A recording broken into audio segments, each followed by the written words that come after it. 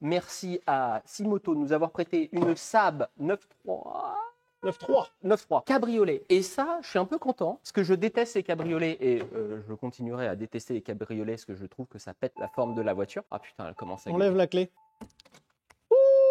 C'est pratique pour filmer. Je suis pas un grand fan de cabriolet, mais je dois reconnaître que c'est une voiture super agréable. Oui, mais elle aurait été encore mieux à ce moment-là, non cabriolet, parce qu'elle aurait été plus légère et ça aurait pas pété la ligne. Je me dispute tout le temps auprès de Sylvain avec ça. Je me dispute aussi tout le temps contre tous les gens qui me disent les cabriolets, c'est incroyable. Je comprends hein, le bonheur d'avoir le vent dans la tête et le machin, je l'entends. Alors, tu me diras, le seul cabriolet que j'ai conduit de ma vie, c'était un Volvo diesel. Donc, ça enlevait un peu le côté cool. Oui. Mais ça pète la ligne de la caisse et ça fait des voitures plus lourdes.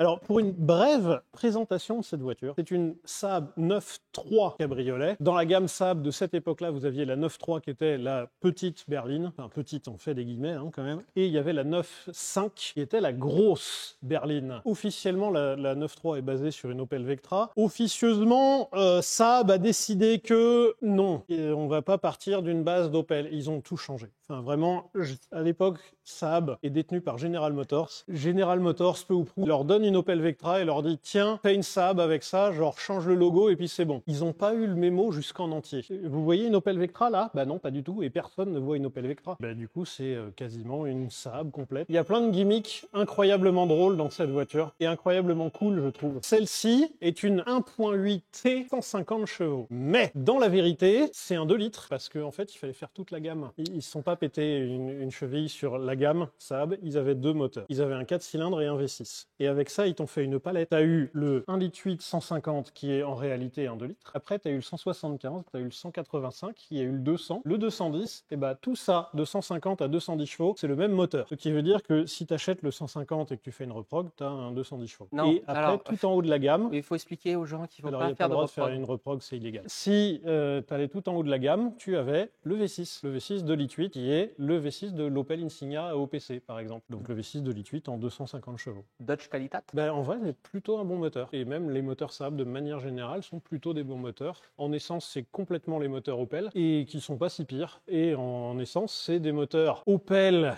slash Saab qui ont été vachement retravaillés par Saab quand même. Le fou, c'est qu'elle est tellement dans son époque, grise, intérieure grise. Grise, intérieure grise. Ouais. Le seul côté foufou, c'est qu'il l'a pris cab. Ouais. Mais attends, il y a des trucs de ouf quand même. Si je peux me permettre de prendre une caméra pour ah bah oui, la 2 est là pour ça, Arthur. Oh bah écoute, je prends la 2 et je vous emmène. Tu me dis dès qu'on est OP. Moi. Parce que déjà, il y a la cinématique du toit qui est un peu cool, mais attends, je grimpe dans l'auto.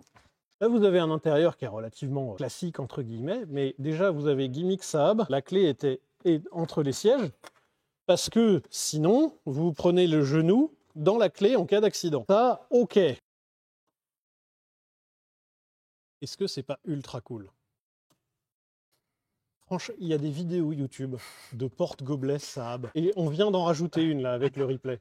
C'est vraiment le... Non, c'est incroyable. Monsieur, votre gobelet. Non, mais regarde-moi ça. Hop là. On parlait de la dernière fois qu'ils ont fait faillite en faisant ce genre de conneries. Tu veux voir d'autres trucs assez ouf? C'est par exemple, tu vois là, je mets les phares, je sais pas si on va voir. Vous voyez là, vous avez votre compteur qui est illuminé. Attendez, je vais démarrer. Vous avez votre compteur qui fonctionne. Vous avez un bouton qui s'appelle Night Panel. Ça désactive tous les compteurs sauf le compteur de vitesse. Sur certaines versions même, ça désactive le reste du compteur de vitesse. Ça vous ne l'active que jusqu'à 140. Et si vous passez les 140, ça allume le reste du compteur. Mais là, c'est pas juste ça éteint les lumières. C'est vraiment... ça désactive le compteur. Regardez le compte-tour, il est désactivé le compte-tour.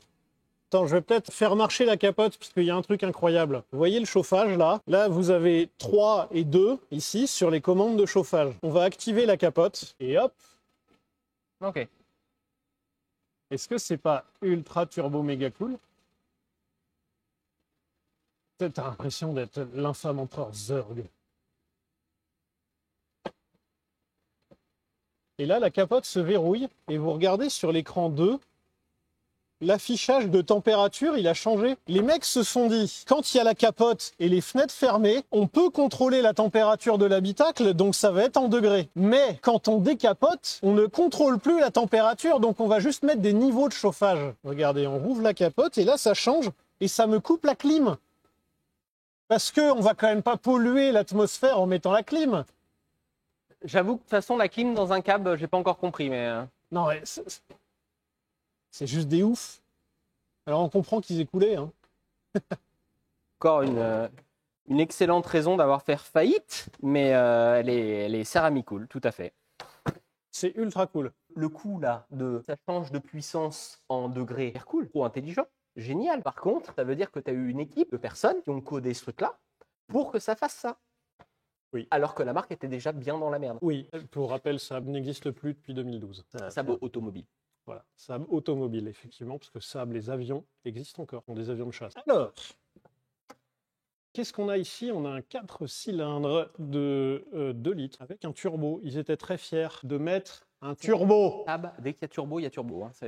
Ah oui, t'es au courant quand il y a un turbo. De toute façon, la marque de fabrique de Saab, c'était d'avoir des turbos. Allez, Joseph, c'est à toi. Sur quoi? Bah, la vidange.